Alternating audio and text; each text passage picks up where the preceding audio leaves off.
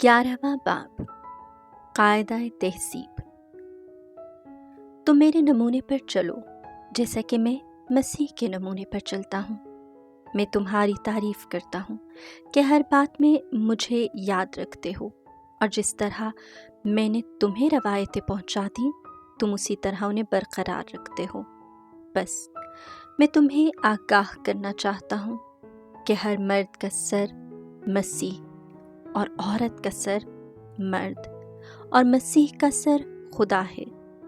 जो मर्द सर ढांपे हुए दुआ या नबूवत करता है वो अपने सर को बेहुरमत करता है, और जो औरत बगैर सर ढांपे दुआ या नबूवत करती है वो अपने सर को बेहुरमत करती है, क्योंकि ये उसके सर मुंडवाने के बराबर है। क्योंकि अगर औरत ओढ़नी ना ओढ़े तो बाल भी कटा दे, लेकिन अगर औरत बाल कटाने या सर मुंडवाने से बेहुरमत होती है तो ओढ़नी ओढ़े। मर्द को अपना सर ढांपना ना चाहिए, क्योंकि वो खुदा की सूरत और उसका जलाल है, मगर औरत मर्द का जलाल है, इसलिए कि मर्द औरत से नहीं बल्कि औरत मर्द से है, और मर्द औरत के लिए नहीं बल्कि औरत मर्द के लिए पैदा की गई है। इस वास्ते चाहिए कि औरत फरिश्तों के सबब से अपने सर पर महकूम होने का निशान रखें, तो भी खुदावंद में ना मर्द औरत के बगैर है ना औरत मर्द के बगैर, क्योंकि जैसे औरत मर्द से है वैसा ही मर्द भी औरत के वसीले से है, मगर सब कुछ खुदा से है। तुम अपने आप ही इंसाफ करो। क्या मुनासिब है कि औरत बगैर सर ढांपे दुआ करे? क्या फितरत आप नहीं सिखाती है कि अगर मर्द बाल लंबे रखे तो उसकी बेहुरमती है, लेकिन अगर औरत के बाल लंबे हों तो उसकी इज्जत है, क्योंकि बाल उसे पर्दा के वास्ते दिए गए हैं। लेकिन अगर कोई तकरारी निकले तो मालूम रहे कि ना हमारा कोई ऐसा दस्तूर है और ना खुदा की कलीसियाओं का। इशा अल रब।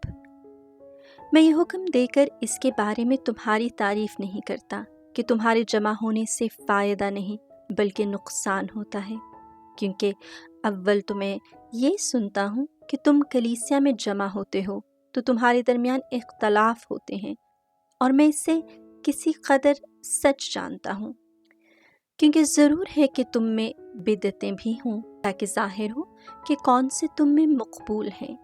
बस जब तुम यकजा जमा होते हो तो अशा अल रब खाने के लिए मौका नहीं, क्योंकि हर एक पहले अपना ही खाना खा लेता है, और कोई भूखा रह जाता है और किसी को नशा हो जाता है। क्या खाने पीने के लिए तुम्हारे घर नहीं?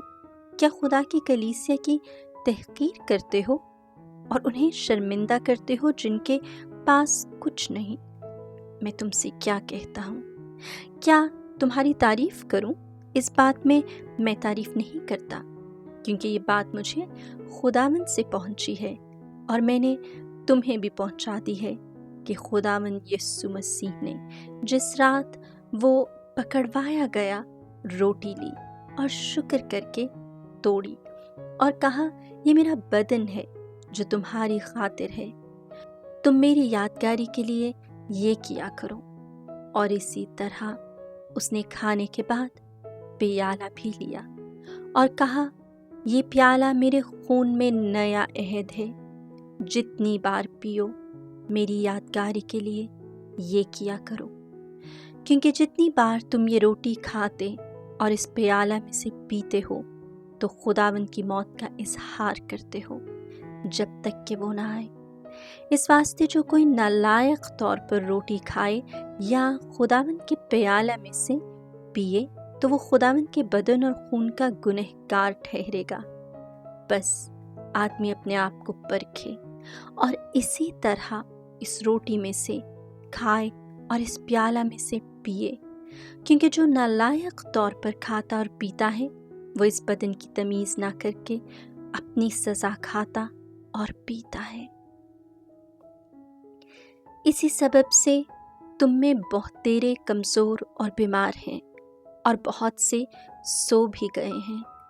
اگر ہم اپنے آپ کو جانچتے تو سزا نہ پاتے، مگر جب ہم سزا اٹھاتے ہیں تو خداوند سے تربیت پاتے ہیں تاکہ ہم دنیا کے ساتھ زیر فتویٰ نہ ہوں۔ بس اے میرے بھائیو، جب تم کھانے کے لیے جمع ہو تو ایک دوسرے کی راہ دیکھو، اور اگر کوئی بھوکا ہو تو اپنے گھر میں کھا لے، ایسا نہ ہو کہ تم سزا پانے کو جمع ہو۔ اب جو کچھ باقی ہے وہ میں آ کر درست کر دوں گا۔